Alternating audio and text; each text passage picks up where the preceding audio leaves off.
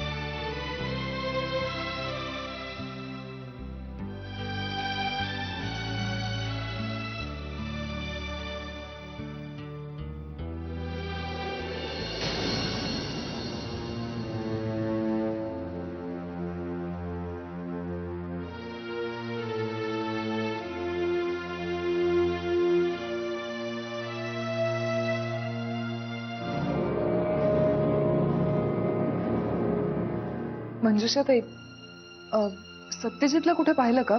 म्हणजे आज ऑफिसला लवकर गेला होता का? नाही अगं, त्यांची गाडी बाहेरच आहे, रूम मध्ये असतील दादा. प्रिया, मी चहा टाकते, तू घेणार? हो चालेल.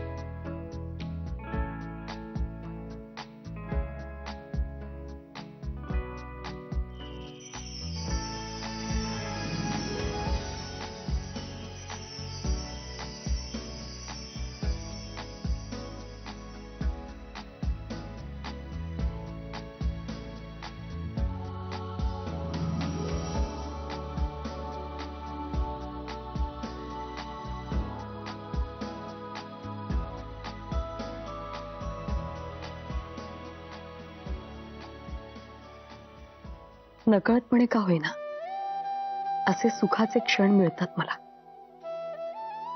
आणि असे क्षण जेव्हा मिळतात तेव्हा त्यांना हृदयाशी कवटाळून ठेवावंसं वाटतं, मनात साठवून ठेवावंसं वाटतं.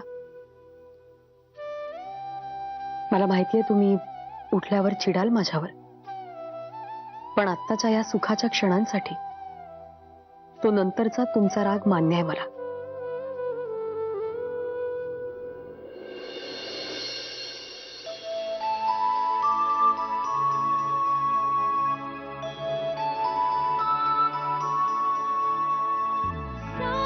तुझी दिन रात झरे जणू घन हा सुखाचा, सांग सावरू तोल कसा मी वेड्या मनाचा. सुख दुःखाच्या वाटेवरती होऊन राहू सोबती तू तिथे मी. अनुरागाच्या वळणावरती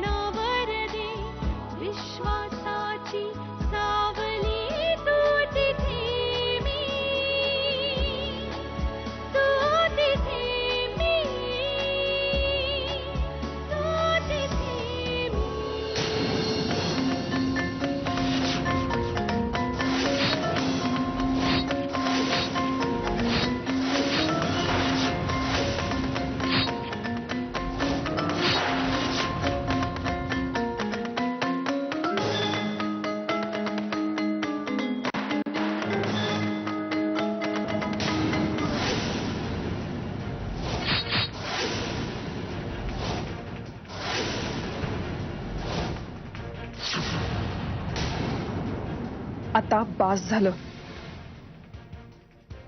मला आता अजून हलगर्जीपणा करून नाही चालणार. सगळंच हातातून निसटून जाण्याआधी मला डाव टाकले पाहिजे. मला स्वतःलाच पुण्याला जावं लागेल, तेही लवकरात लवकर.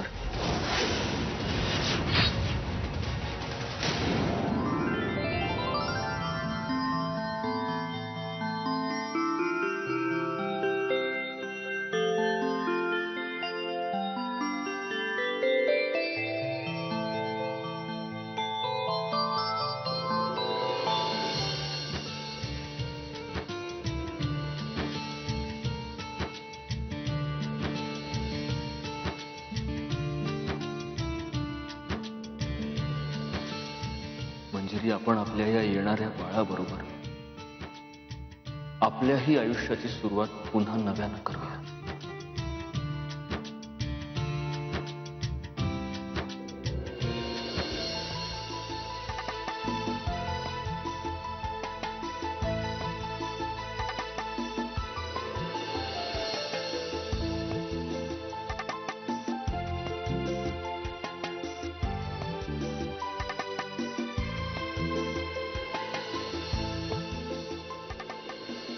इथून पुढे आपल्या आयुष्यात प्रेमाची कमी कधीही पडणार नाही.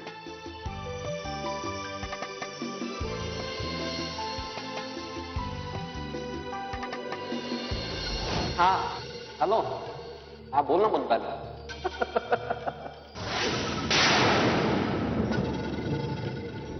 नाही, तुझ्या घरच्यांचं सोड ग, पण तुझ्या माथे फिरू नवऱ्याने सुद्धा जेव्हा मला तुमच्या घरी आणलं तेव्हा एका क्षणासाठी माझा स्वतःचा सुद्धा विश्वास बसत नव्हता ग.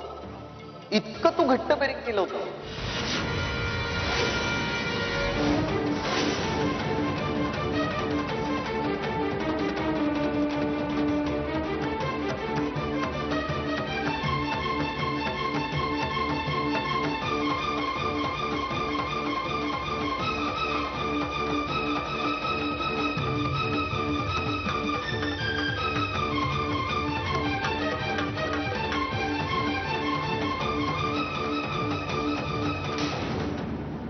ताप नाहीये पिल्लूला?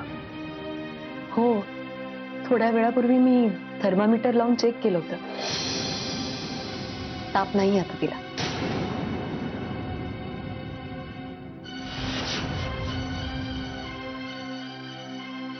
अच्छा, म्हणजे थोड्या वेळापूर्वी तू तिला थर्मोमीटर लावायला उठली होतीस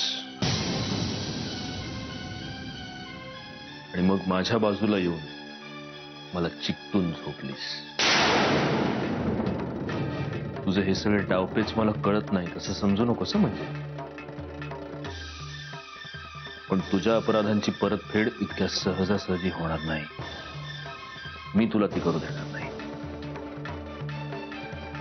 तेव्हा इथून पुढे लांब राहायचं आणि शिस्तीत राहायचं.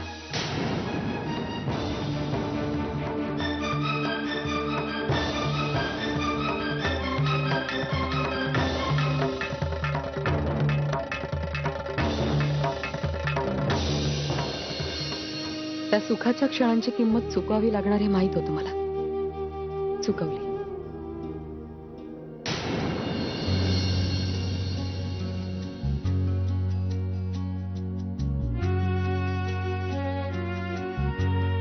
हॅलो नेत्रा वहिनी, अरे सुहासराव, तुम्ही? कशा आहात? मी मस्त. तू सॉरी हा, तुम्ही कसे आहात? हो, म्हंटल चालेल. अरे तुरे केलं चालेल मला. बसा, बस ना. काय घेऊन आहे तुमच्यासाठी? चहा, कॉफी? नाही नको आहो, खरंच नको. असू दे. आणि तुम्हाला कोणी सांगितलं माझं येणं फुकट गेलं म्हणून? अहो तुम्ही आहात ना, आपण गप्पा मारूया. बसा. अच्छा, म्हणजे तू प्रिया बरोबर अजून गप्पाच मारतोस तर फक्त? हो.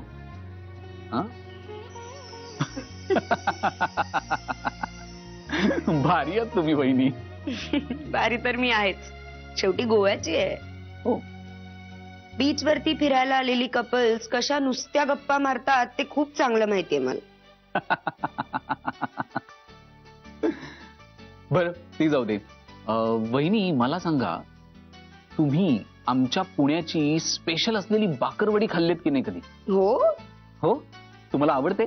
खूप आवडते. अरे वा, मग आता ना पुढच्या वेळेला येताना मी तुमच्यासाठी खास घेऊनच येईन ती. नक्की आण. फुकटचं काही आवडतंच मला. काय? नाही, काही नाही. बोल. बहिणी, प्रियाला आवडते की नाही बाकरवडी? प्रियाला ना आवडते ना, पण खात नाही ती फारशी. का? तिचं डाएट वगैरे असतं ना, स्वतःला खूप मेंटेन ठेवते ती. मग काय सॅलेड्स वगैरे खाते का? पाला पाचोळा? असेल बुवा. सुहास, तू मला सरळ सरळ का विचारत नाहीयेस प्रियाला काय आवडतं काय नाही? तिच्याबद्दलची सगळी माहिती सांगेन मी तुला. पण मला एक सांग, इतके दिवसात तुला काहीच कळलं नाही प्रियाबद्दल? नाही नाही, तसं नाही. अहो म्हणजे तिला नेमकं काय आवडतं काय नाही, किंवा तिच्या वागण्याचा अंदाज येत नाहीये मला. प्रियाला काय आवडतं काय नाही याच्याबद्दल माहिती मिळवण्यापेक्षा ना, तिच्याबद्दलची एक गोष्ट कायम लक्षात ठेव. तू कितीही प्रयत्न केलास ना, तरी प्रिया तुला पूर्णपणे कधीच नाही कळणार.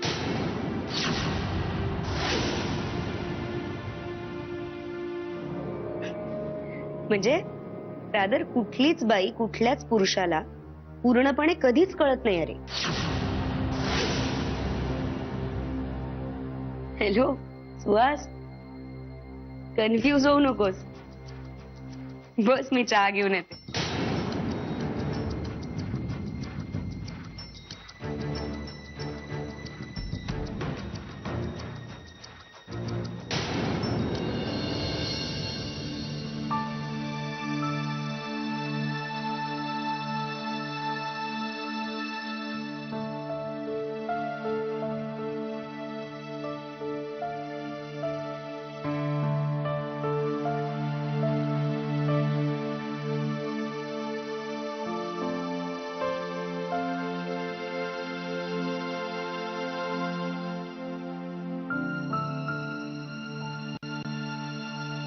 अहो, काय शोधताय तुम्ही?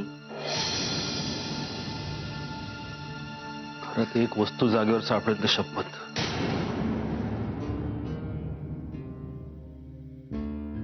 हे घ्या. काल तुम्ही उशीजवळ काढून ठेवलं होतं.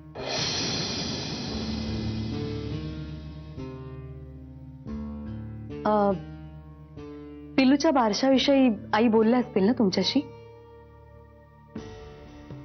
मी काय म्हणते, आता पिलूला बरं पण वाटतंय, मग उगाच कशाला ना लांबणीवर टाकायचं. आपण परवाच करून टाकूया बारसं. ठीक आहे. आणि मी आईंशी बोलले पिल्लूच्या नावाबद्दल. खूप आवडलं ना सगळ्यांना शुभ्रा नाव. नाही, हे नाव नको आता.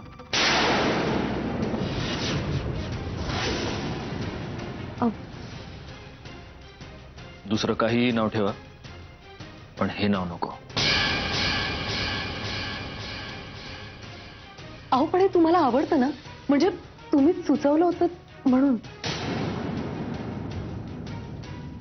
तो भूतकाळ झाला. हो, मला हे नाव आवडतं, मीच ते सुचवलंय. पण आता हे नाव नाही ठेवू शकत मी माझ्या मुलीचं. कारण आता माझ्या डोळ्यावरची झापडं उडून गेलीत. या मुलीचा जन्म ज्या नात्यातून झाला ते नातं माझ्यासाठी शुभ्र, पवित्र आणि निर्मळ होतं. आता ते नातंच डागाळलंय म्हटल्यावर नाव तरी कशाला? दुसरं काही नाव ठेवा. तू आई आहेस तिची, तूच ठेव तुला हवं ते नाव.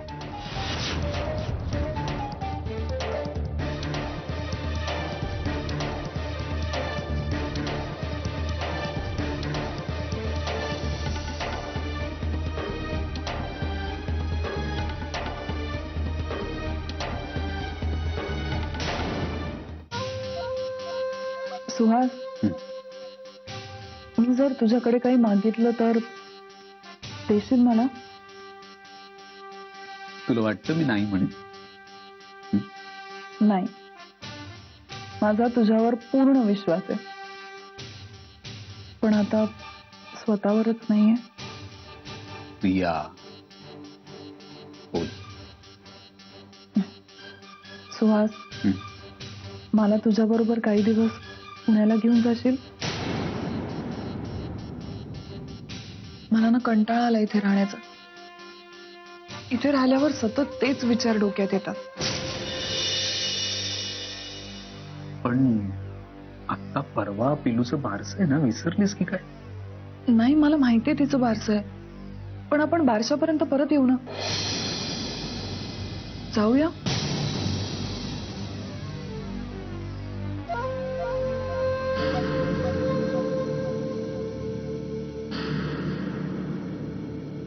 काय झालं?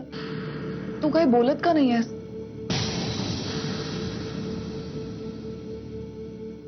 हे बघ, तुला जर तुझ्यासोबत मला न्यायचं नसेल तर तसं स्पष्टपणे सांग. नाही येणार मला राग. फक्त तुला माझी कटकट होते हे कळल्यावर थोडं वाईट नक्की वाटेल. प्रिया, काय बोलतेस तू वेड्यासारखं? मला कशाला तुझी कटकट होईल? तू माझ्यासोबत आलीस तर मला जास्त बरंच वाटेल, नाही का? मग पण दादाला अजून शिक्षा झालेली नाहीये, म्हणून मला काळजी वाटते. सुहास, काय सगळ्यांनी दादा दादा दादा लावलंय? जो येतो तो दादाची भीती घालतोय मला. त्यांनी जे ऑलरेडी केलं त्याहून वाईट तो काय करू शकणार आहे? आणि मला सांग, जर आपल्या लग्नापर्यंत दादाला शिक्षा झालीच नाही तर तू काय मला याच घरात ठेवणार आहेस? मला घेऊन नाही जाणार तुझ्यासोबत? तुला एक गोष्ट खरी सांगू, तू माझ्या बरोबर असलास ना की मला कसलीच भीती वाटत नाही, कोणाचीच नाही. त्या दिवशी सुद्धा जर आपली भेट झाली असती ना तर दादा किडनॅप काय, तो मला हातही लावू शकला नसता. एवढा विश्वास आहे माझा तुझ्यावर की तू माझ्यासाठी काहीही करू शकतोस. थँक्स प्रिया. कशाबद्दल? तू माझ्यावर एवढा विश्वास टाकलास त्याबद्दल.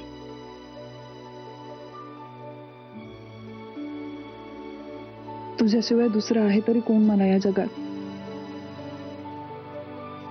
जाऊया, पण पुण्याला नक्की जाऊया. पण त्या अगोदर मी जरा भाऊजींशी एकदा बोलून घेतो, मग जाऊ. अरे तू कशाला? मी विचारते ना त्याला. आत्ताच विचारून येते. तू थांब, मी आले.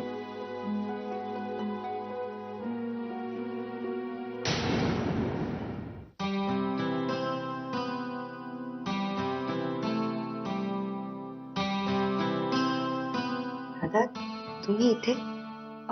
काही काम होतं का? काही हवंय का? तुझ्याशी बोलायचं जरा. मग मला बोलवायचं ना, तुम्ही कशाला स्वतःहून आला तिथे? I am sorry.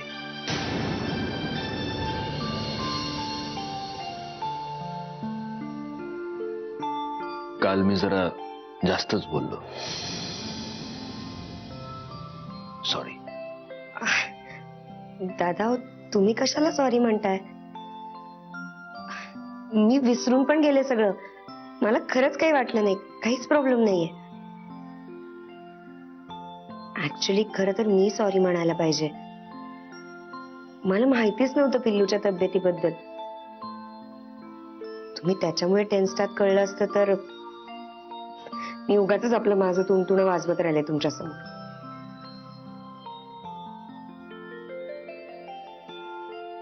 तरीही आय एम सॉरी. असं म्हणताय का? बरं मग सॉरी. काय मग टीव्ही झाला का दुरुस्त? हो नाही ना, म्हणजे फायनली मीच फोन केला होता परत, पण डोंट वरी, मी आपल्या डीलरशी कालच बोललोय. आज नवीन टीव्ही आणून बसवतील ते, LED. तो फक्त इन्स्टॉल करून घे नीट. LED TV? दादा, तुम्ही गिफ्ट देताय मला LED टीव्ही?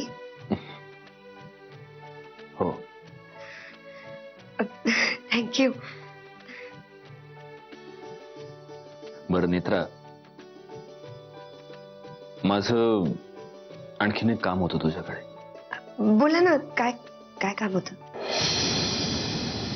तुला माहितीये प्रियाची मानसिक भावनिक अवस्था सध्या कशी आहे? हो, ती तर बिचारी स्वतःच्याच विचारात असते दिवसभर. माझी अशी इच्छा आहे की तू जरा तिला तुझ्या नजरेत ठेव.